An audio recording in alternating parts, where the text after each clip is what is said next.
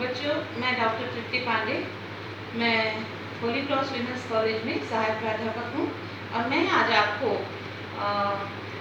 Quantitative research technique in sociology जो second same का paper है, रिसर्च मेथोडोलॉजी भी जिसे हम कहते हैं, उसमें का मैं 4th यूनिट का आज आपको मोड पढ़ाऊंगी, जिसे हम बहुलक भी कहते हैं। तो यहाँ पे सबसे पहले मैं आपको ये बताना चाहूँगी कि बहुलक कहते किसे हैं। तो हमारे सामने जो डाटा सीरीज होती है उसमें जिस भी एलिमेंट की या तत्व की फ्रीक्वेंसी सबसे ज़्यादा होती है उसे हम बहुलक कहते हैं, यानी जिसका भी मूल्य वैल्यू सबसे ज़्यादा होती है उसे हम बहुलक कहते हैं। तो बच्चों, हमारे सामने ये एक बहुलक का प्रश्न लिखा हुआ है। ये डिस्क्रीट सीरीज का क्वेश्चन है।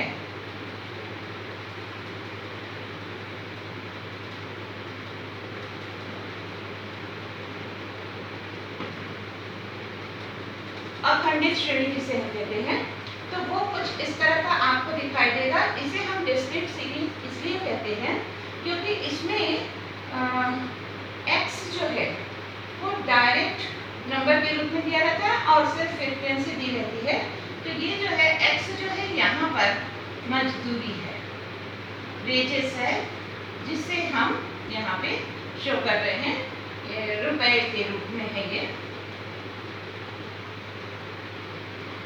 इसकी फ्रीक्वेंसी यहाँ पे दी हुई है। तो इस तरह का आपके सामने जब कभी भी क्वेश्चन हो या डेटा सीरीज हो तो आप समझ जाएंगे कि ये डिस्क्रीट सीरीज है। तो आइए हम इसको सॉल्व करने की कोशिश करते हैं।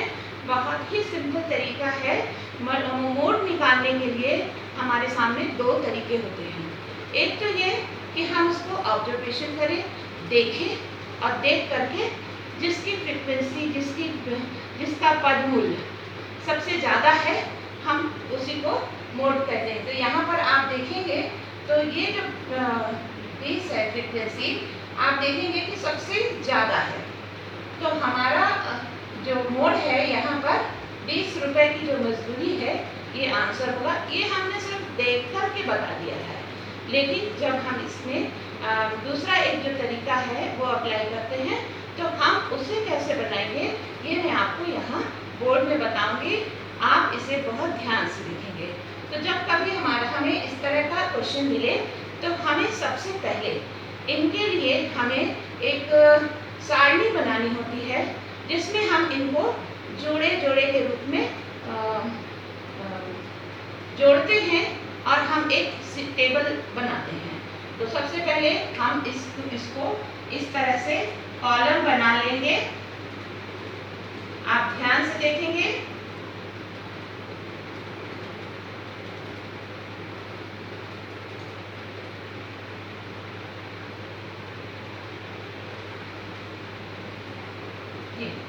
ये नंबर 1 है, नंबर 2 है, नंबर 3 है, नंबर 4, नंबर 5 एंड नंबर 6। इस तरह के हम कॉलम बना लेंगे और बनाने के बाद में इसके जो रूल हैं, हमें इसमें फर्स्ट कॉलम तो बना हुआ है, सेकंड कॉलम में हम दो का जोड़ा बनाएंगे। तो दो का जोड़ा कैसे बनाएंगे और उसके बाद हम इसको ब्रैकेट से, कर्ली ब्रैकेट से हम उसको शो करेंगे। तो बच्चों, सबसे पहले हम सेकंड कॉलम में दो का जोड़ा बनाएंगे। जैसे कि 2 है और 4 है, तो हम इसको इस तरह से कर्ली ब्रैकेट कहते हैं इसे, इस कर्ली ब्रैकेट से पैक कर देंगे और यहाँ पे 4 और 2 को जोड़ करके यहाँ हम 6 लिख देंगे। तो इस तरह से ये जुड़ गया। और अगला जो है वो नेक्स्ट जो है 20 और 3 को जोड़ के हम यहाँ पे 23 लिखेंगे। दो का जोड़ा बनाना है क्योंकि, और फिर इसे हम कर्ली ब्रैकेट से बंद कर देंगे। तो ये 23 यहाँ हो गया। अब आगे हमारे पास सिर्फ एक ही नंबर बचा हुआ है, तो अब हम आगे नहीं जा सकते क्योंकि हमारे पास आगे नंबर नहीं है, तो हम इसे एज इट इज छोड़ देंगे। जब हम नेक्स्ट कॉलम में आएंगे तो हम अब 1 को छोड़ के दो का जोड़ा बनाएंगे। तो 1 को हमने छोड़ दिया और अब इन दोनों को मिला करके, तो इन दोनों को हम कर्ली ब्रैकेट से पैक कर देंगे, बंद करेंगे और 20 और 4 यहाँ पर हम 24 लिख देंगे। उसके बाद 3 और 5 यहाँ पे 8 होगा, इसे भी हम कर्ली ब्रैकेट से जोड़ देंगे। अब हम नेक्स्ट में आएंगे चौथे नंबर के कॉलम में, और यहाँ आकर के हम 3-3 का जोड़ा बनाएंगे। तो 3 का जोड़ा बनाने के लिए हमें 2, 4 और 20 तक को पैक करना होगा, और ये 20, 4, 24 और 2, 26। और अब हमारे पास 3 अंक नहीं है, इसलिए हम इसे एज इट इज छोड़ देंगे। बाय द वे यहाँ अगर आगे कोई अंक होता तो हम उसको जोड़ के बनाते, लेकिन अभी हमारे पास नहीं है, इसलिए हमने उसको छोड़ दिया है। नेक्स्ट जो कॉलम है उसमें हम 1 छोड़ के 3-3 का जोड़ा बनाएंगे। तो अब हम 4, 20 और 3 को मिला के 3-3 का जोड़ा बनाएंगे। तो 20, 4, 24 और 3, 27। और अब नेक्स्ट कॉलम में जब हम जाएंगे तो हम 2 छोड़ के 3 का जोड़ा बनाएंगे। तो बच्चों 20, 3, 23, 23 और 5, 28। यहाँ पर हम 28 लिखेंगे और कर्ली ब्रैकेट से इसे हम ऐसे कवर कर देंगे। अब आप देख रहे हैं कि यहाँ पर हमारी एक सीरीज बन गई है, जिसे हम इसे टैबुलेशन कहते हैं, सारणीयन कहते हैं। एक्चुअली इसके ऊपर हमें सारणीयन कहना है, सारणीयन, या जिसे हम टैबुलेशन बनाना भी कहते हैं। तो बच्चों हमको अब एक काम करना है, इसमें जो सबसे बड़ी आवृत्ति है, फ्रीक्वेंसी है, जैसे मैंने आपको पहले ही बताया था कि जो सबसे बड़ी आवृत्ति है उसे हम ऐसे ब्रैकेट में लिख देंगे, ताकि आपको अलग से दिखे कि हर एक कॉलम में कौन सा नंबर जो है सबसे बड़ा है। तो ये 23 हो गया, यहाँ पर 24 हो गया, ये 26 हो गया, ये 27 है और ये 28 है। तो अब आपको क्लियर दिख रहा है कि हमारे सामने बड़े अंक आ चुके हैं। और अब मैं आपको इसकी आगे का जो नेक्स्ट प्रोसेस है उसे हम कहते हैं विश्लेषण तालिका, एनालिसिस टेबल। तो वो हम इधर बनाएंगे, आपको मैं यहाँ पे उसको बना के दिखाऊंगी। यहाँ पे हेडिंग डालेंगे विश्लेषण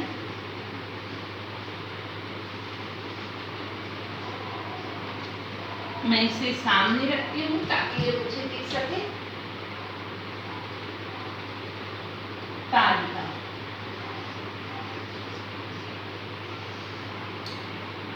और अब इस विश्लेषण तालिका को हम कैसे बनाएंगे इसे आप ध्यान से देखेंगे। तो हम सबसे पहले यहाँ पर लिखेंगे कॉलम नंबर।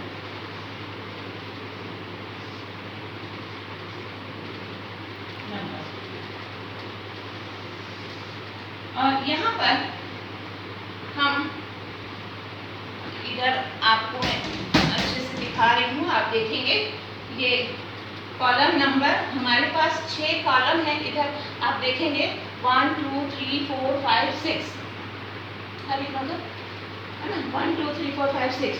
तो ये कॉलम नंबर हम यहाँ पर लिख देंगे 1, 2, 3, 4, 5 और ये हो गया 6।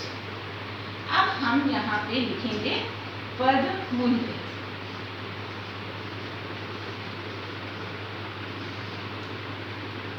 और इसे अब हम ये जो पद मूल्य है हमारे उसको हम यहाँ पे लिख देंगे। और इस तरह से हम जितने हमारे आइटम हैं उतने कॉलम हम बना लेंगे। तो सबसे पहले है 10, 15, 20, 40 और उसके बाद यहाँ है 50। मैं इसे हटा रही हूँ ताकि आपको ये अच्छे से दिख सके।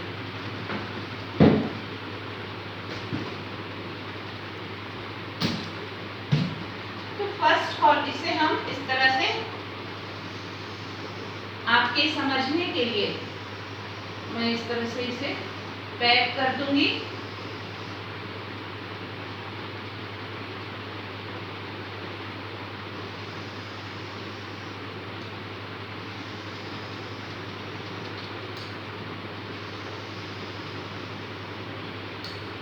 और अब आपको ये अच्छे से नजर आ रहा होगा।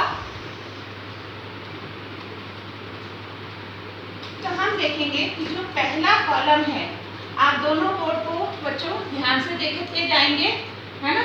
जो पहला कॉलम है वहाँ पे 20 सबसे ज़्यादा या सबसे बड़ी फ्रीक्वेंसी है, सबसे ज़्यादा उसका फ्रीक्वेंसी है। तो 20 के सामने हम एक टैली लगा देंगे। तो ये फर्स्ट कॉलम में ये हम एक टैली लगा देंगे। अब हम आएंगे सेकेंड कॉलम में। हमने देखा कि ये 23 है सबसे बड़ा नंबर, और ये बना है 23 जो है 20 और 3 से, जो कि 20 और 40 के सामने का की फ्रीक्वेंसी है। तो दूसरा कॉलम में 20 और 40 के सामने हम एक टैली लगाएंगे। ये 20 हो गया, ये 40। थर्ड कॉलम में हम जब आएंगे तो हम देखेंगे 20 और 4 24 सबसे बड़ा अंक है। ये बना है 15 और 20 से लेकर के। तो हम थर्ड कॉलम में 15 के सामने और 20 के सामने एक टैली लगा देंगे। उसके बाद हम आएंगे चौथे कॉलम में 26 सबसे बड़ा अंक है और सबसे बड़ा नंबर है, और ये बना है 20 4 और 2 को मिला करके आप कर्ली ब्रैकेट में देख रहे हैं, और ये है 10 15 और 20 को मिला करके। तो आप चौथे नंबर में 10 15 और ये 20 को मिला करके आपने टैली कर दिया। अब हम पांचवें कॉलम में आएंगे। पांचवें कॉलम में आप देखेंगे 27 है, जो कि 20 4 और 3 को मिला के बना है। इसका मतलब है 15 20 और 40 को मिला के बना है। तो ये 15 20 40। बच्चों, जो छठवां कॉलम है ये बना है आपका 20 3 और 5 से, जिसके नंबर हैं 20 40 और 50 पद मिले हैं। तो हम 20 40 और 50 को हम इसके सामने टैली लगा देंगे। और अब हमें क्या करना है, यहाँ पर हमें लिखना है योग।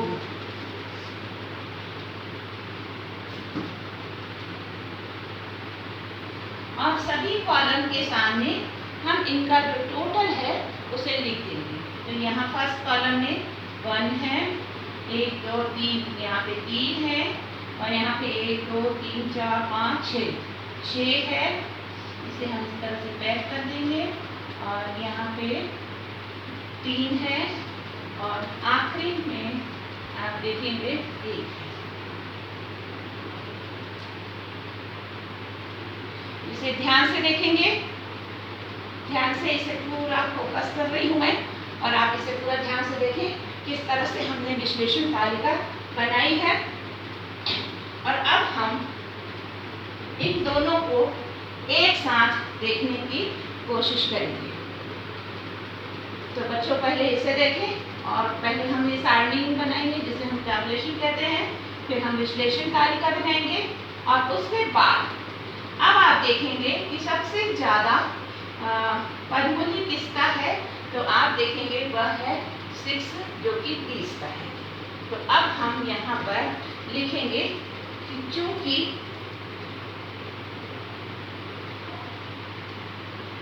यहाँ पर एक्चुअली इसको यहाँ पर नहीं लिखना है, आखिरी में लिखना है, जो मैं आपको बोल के बता दे रही हूँ, अदरवाइज आप गलती कर सकते हैं। लास्ट में जब ये निकल जाए तो आपको लिखना है कि चूंकि 20 जो फ्रीक्वेंसी है उसका वही सबसे ज़्यादा उसकी फ्रीक्वेंसी है, और जिसका पद मूल्य है 20। और इस प्रकार से हम यदि देखें तो 20 रुपये मजदूरी होगी, और इस प्रकार से हमारा ये मोड निकल गया बहुत ही आसानी से और बहुत ही सरल तरीके से मैंने आपको बताने की कोशिश की है।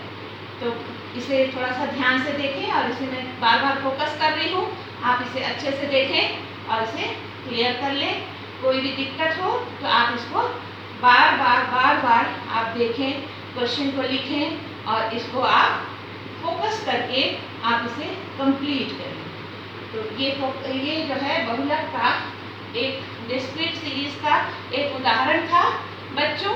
अब मैं आपको एक दूसरा कंटिन्यूस सीरीज का एक क्वेश्चन मैं आपको बताऊंगी, जो कि मोड हम कंटिन्यूस सीरीज में अगर आता है तो उसे हम किस प्रकार से निकालेंगे। तो मैं इसे मिटा रही हूँ और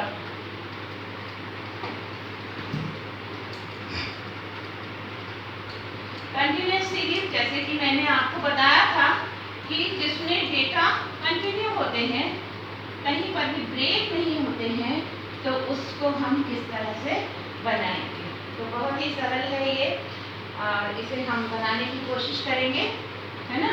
तो ये है कंटिन्यूस सीरीज।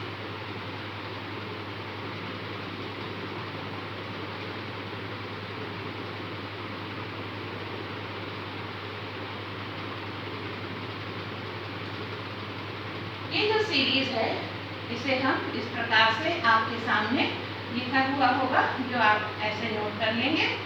10 से 20 मैं बोल रही हूँ, आप अपनी कॉपी में भी नोट करेंगे। 10 से 20, 20 से 30, 30 से 40, 40 से 50 और 50 से 60। ये हमारा x है और ये हम इसके सामने फ्रीक्वेंसी लिखेंगे।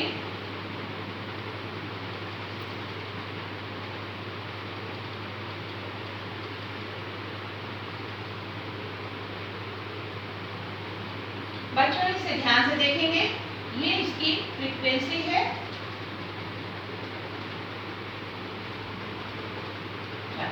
तीन, 6, 12, 8 और 4। तो जब कभी हमारे सामने इस तरह का क्वेश्चन हो, इसका मतलब है एक कंटिन्यूस सीरीज है और इसे हम चाहें तो हम इसे भी देख करके जान सकते हैं। यदि आप चाहें तो इसे आप टैबुलेशन भी कर सकते हैं, जो मैंने अभी डिस्क्रीट सीरीज में आपको बताया। और अगर आप टैबुलेशन के बाद भी आपको कोई दिक्कत है तो आप इस फार्मूले का प्रयोग कर सकते हैं। इस फार्मूले से भी हम निकाल सकते हैं z इक्वल टू मोड को हम z के मोड का जो साइन है वो z है। इसका सूत्र है L1 plus F1 minus F0 upon 2F1 minus F0 minus F2 into I।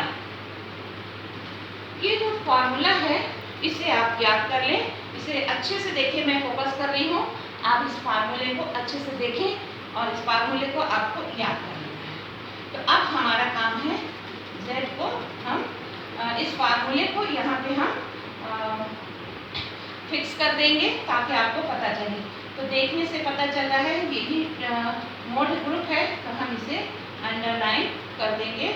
और ये L1 है, बहुलक वर्ग की निम्न सीमा जिसे बोलते हैं। ये L2 है, लेकिन मैं इसे नहीं लिख रही हूँ क्योंकि उसका हमारे पास कोई काम नहीं है, लेकिन शो कर दे रही हूँ। आपको कभी दिक्कत हो तो आप इसे देख सकते हैं।